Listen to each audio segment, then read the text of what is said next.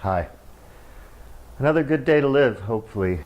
But what I was thinking about the other day, I was watching this documentary about El Chapo, drug lords. It's a Netflix thing.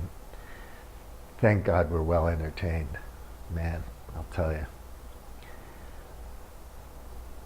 Anyway, El Chapo, everybody must know who that was. He was a Sinaloa cartel guy, drug lord, badass. Eventually, he got extradited to the United States and he will be tried for his crimes this year. But I was watching that, and remembering back to Ronald Reagan's war on drugs. How has that gone? And I was wondering, here it is, 2018, and we are still fighting this extremely expensive, in terms of blood and treasure, war on drugs around the world. Meanwhile, I guess, sometimes agencies of ours get involved in drug deals and weapons deals in order to finance, their good works around the world. It's, of course, our opinion that we're always in the right because we're doing it for the right reasons. So whatever we do around the world is great, even if it causes some havoc and destruction along the way. Who gives a damn about that, right? I mean, we're doing it for the right reasons. Anyway, this drug war goes on and it never ends. Why is that? I think it's because we don't understand causation very well. And I'll leave that to you to learn about causation.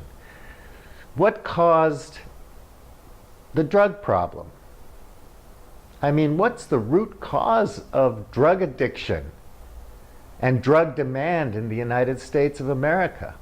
Because without the demand for drugs, there wouldn't be a drug war. It's like prohibition. There wouldn't be gangsters running around. There wouldn't be an Al Capone if people didn't want to drink alcohol. So, is there some way that using drugs is good for us, or human beings, human nature just can't avoid doing drugs? Perhaps, I don't know. But I do know this. The drug war, the drug problem, in terms of blood and treasure, is about public health. It's a public health issue. People are sick enough, abandoned enough, derelict enough, alienated enough, poor enough, pissed off enough, rich enough, dumb enough to want to consume these drugs. And we don't want to treat people who have addiction problems, whether it's sexual addiction or drug addiction or cigarettes or anything else. I mean, we fits and starts. We make a little bit of progress and then we step back 2 steps again. It's frustrating to me, and if you've watched it for 40 years or something, you kind of wonder. I hate this idea that we have to say, well, it's human nature. We think fast, emotionally.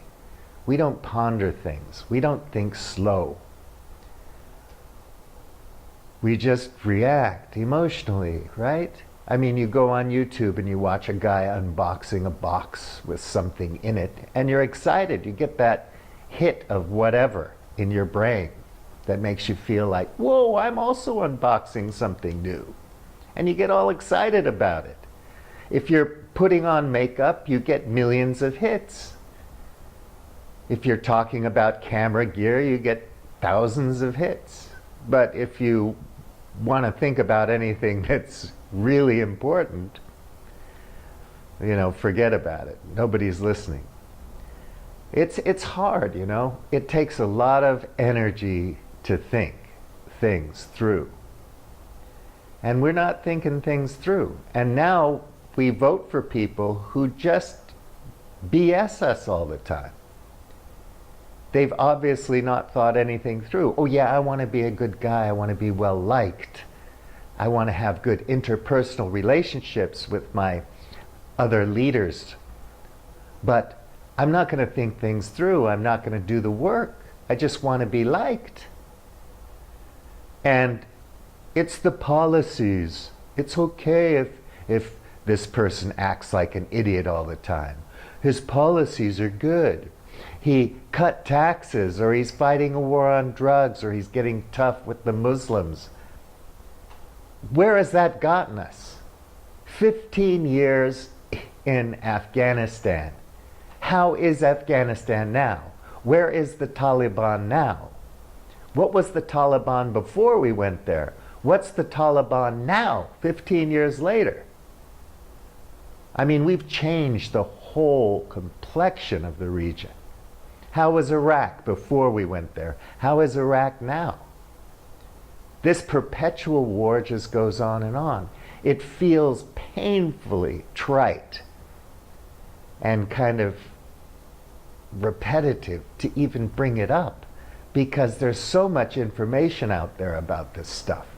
So many good books, so many good podcasts, so many good YouTubers, so many good journalists, documentaries, it's all there.